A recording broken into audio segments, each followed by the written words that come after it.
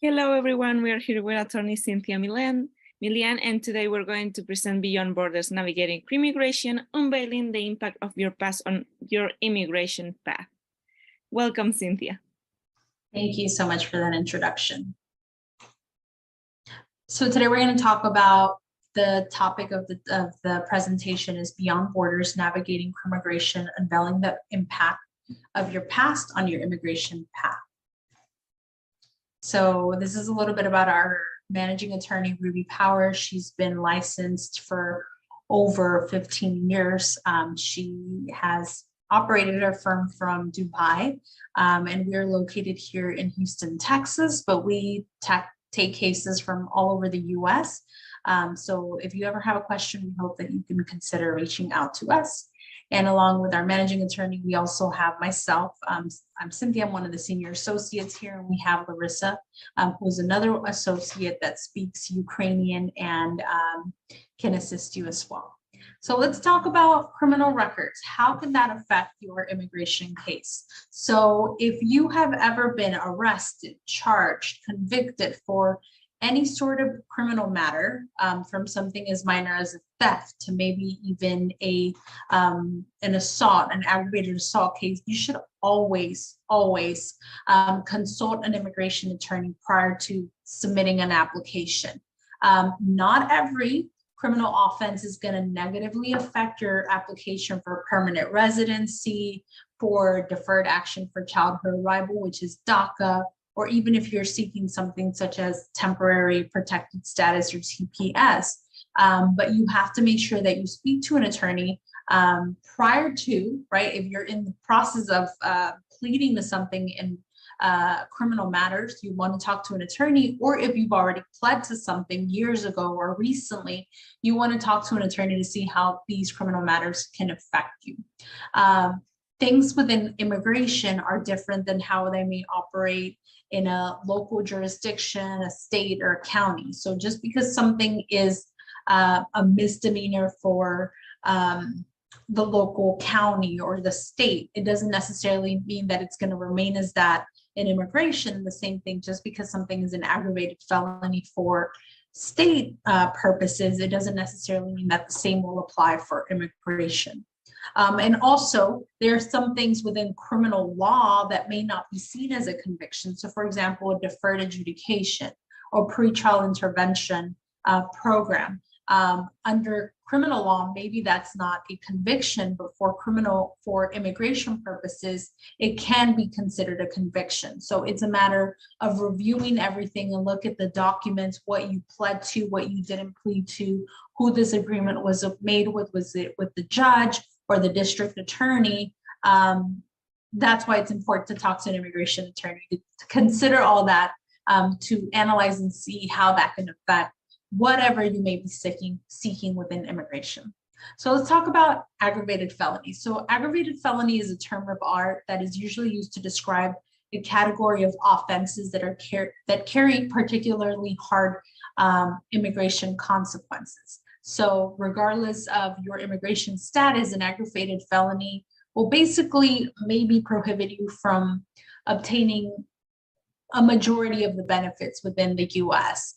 And it's something, again, that you want to always make sure that you talk to an immigration attorney prior to pleading. If it's a kidnapping case, a theft case, it could be a multitude of things. You always want to make sure that you talk to an attorney prior to pleading, because an aggravated felony can be very detrimental to a current status that you have or to anything in the future.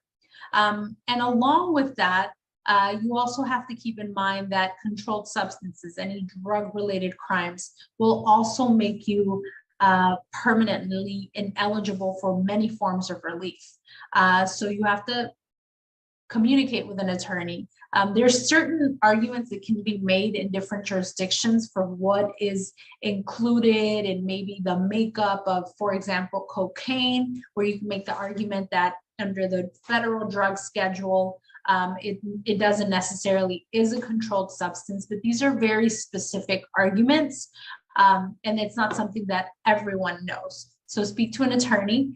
And one thing that you should know is that the only thing that generally is forgiven under controlled substance within immigration is if a person has been convicted of possession of marijuana of 30 grams or less. And even then, right, it could be an issue. So just because marijuana is legalized in some states, it doesn't necessarily mean that it's not going to be, it won't pose an issue for you in your immigration matters. So be very careful of any convictions with controlled substances because they can make you ineligible for forms of relief. Now, within immigration, there are grounds of inadmissibility and grounds of deportability. Now, these would apply based on what status you have, right? So if you have lawfully entered the US, if you've entered on a tourist visa, or if you've entered on an immigrant visa and are now a permanent resident, then the grounds that would apply for you are grounds of deportability, which means that if you commit an aggravated felony, or if you've committed a crime involving moral turpitude and you're a permanent resident and you've committed one within 5 years of becoming that, then you can become deportable. That means that they can put you in removal proceedings where you have to go before an immigration judge, and they can start this process and you can become deportable. Now, grounds of inadmissibility, you can be a permanent resident and still be subject to those, but are usually for people that are here without status or people that have entered the US and have never entered with a visa or any sort, then they would be ground to be subject to these grounds of inadmissibility. So we have aggravated felonies, we have controlled substances, controlled substance offenses, we have grounds of inadmissibility and deportability, and we also have what are called crimes involving moral turpitude. So this is kind of like the umbrella term where if something is not on its face an aggravated felony, then it could be a crime involving moral turpitude. Now, this provision, right, if you are convicted of a crime involving moral turpitude, it doesn't necessarily mean that you're automatically ineligible for forms of relief, but they can be harmful for you. A crime involving moral turpitude, or the acronym that we use is CIMT, is generally any crime that is committed with evil intent. That is, for example, an intent to defraud someone or an intent to inflict bodily harm on someone. USCIS and the immigration courts have in the past decided that types of crimes that have kind of this mens rea, this types of mental state that you need to demonstrate, are what would be considered a CIMT. And there is a lot of law that governs what is or isn't a CIMT. It can be very complex. There's a lot of crimes that maybe have never been litigated, or the immigration law isn't very clear. So it's a very tricky area where you should consider talking to an attorney to make sure that you are not going to be subject to a ground of inadmissibility or deportability for having been convicted of a CIMT.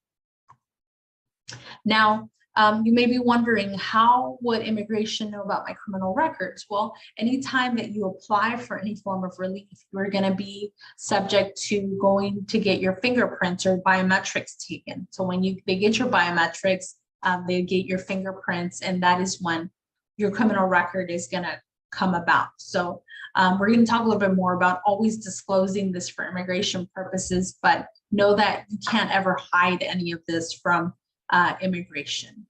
Now, let's say that if you do commit a crime, if you commit a CIMT, a crime involving moral turpitude, there are some exceptions that do apply. The most common one is the petty offense exception, which provides a way for individuals that have been convicted of crimes to still remain eligible, whether it's to become a permanent resident, or if you're in removal proceedings, to apply for cancellation of removal because of this exception, right? And this exception is very narrow, and it's very specific to how it would apply.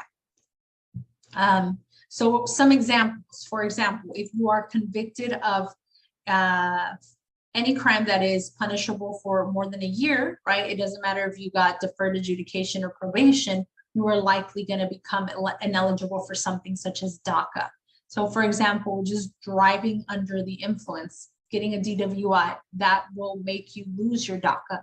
So you have to be careful, have to be a responsible citizen, but also if you find yourself in this situation, definitely let your criminal defense attorney to speak, that they should reach out to an immigration attorney so that they can evaluate these consequences, because you don't want to plead to something that is going to take away your only form of relief or your only form or means of getting a work permit or having that work permit here in the US. Another one is TPS, temporary protected status. If you've been convicted of 2 or more misdemeanors, then that makes you ineligible. So if you've been convicted of a theft and a misdemeanor assault, then there go your chances of being able to renew your TPS. So again, talk to an attorney.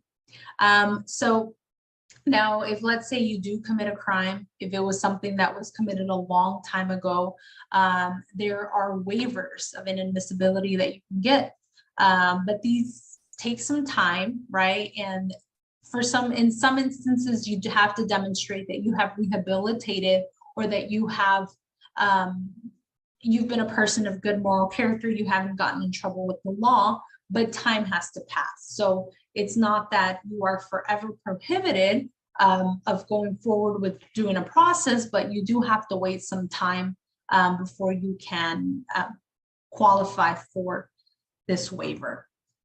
Now, if you have a criminal record, you can still get sponsored. You can still try to see if you are eligible for benefits, right? But you need to have an attorney analyze everything before. So one thing that we do here at the Powers Law Group is that if an individual, for example, has been a permanent resident for 5 years already, and they have a blemish, some blemish or criminal record or something on their records, and it's not clear, the law is not clear on whether or not they're eligible for the next step, which would be naturalization, then we would have them hire us to research first to see what implications this criminal matter can have on their process and see what alternative forms of relief may be available for them. So just because you have something on your record does not mean that it's the end of the world. Certainly, while you're going through it, you want to make sure that you're speaking to an immigration attorney to avoid any potential consequences and avoid an eventual deportation. But know that if you do have a record, it's not the end of the world. There could still be avenues for you to eventually get an immigration benefit. So as I spoke earlier, remember we talked about disclosing this to immigration. Whenever you have a criminal record, it is your duty to always disclose this to immigration. So you must truthfully and honestly answer this questions in your applications for residency, applications for any sort of relief that you are seeking or requesting here in the US. We know that maybe admitting that you have committed crimes in the past can jeopardize your chances of getting that green card or that naturalization. But if you don't disclose it, then what you're doing is triggering another bar of inadmissibility, and that's for committing fraud, right? Because you have not disclosed and you have not been truthful. And immigration frowns upon this very much. And this is something that at times is difficult to waive once you have committed that fraud, when you have not been truthful and honest. So it does not matter if your case gets dismissed, expunged, if you get a deferred, if you enter into a pretrial intervention program, you need to disclose this to immigration. And of course, you're going to have the opportunity to let immigration know what the solution or the outcome was of the crime. But it should always be disclosed. And now I'm going to turn it over to our presenter so that she can give you more information of our other June webinars. Thank you for your time. So we're almost finishing this month and we are only missing the O1 visa. So that's great. So it's coming any month. We will have new webinars. And yeah, we're actually done with them. So that's been a great experience. Thank you so much for watching all of our webinars, and we hope you keep on watching on July 2.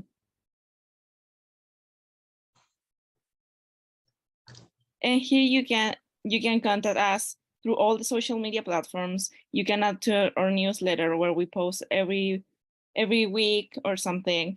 And we also have our phone number and our website in case you have any doubts about immigration or you need our help with immigration cases.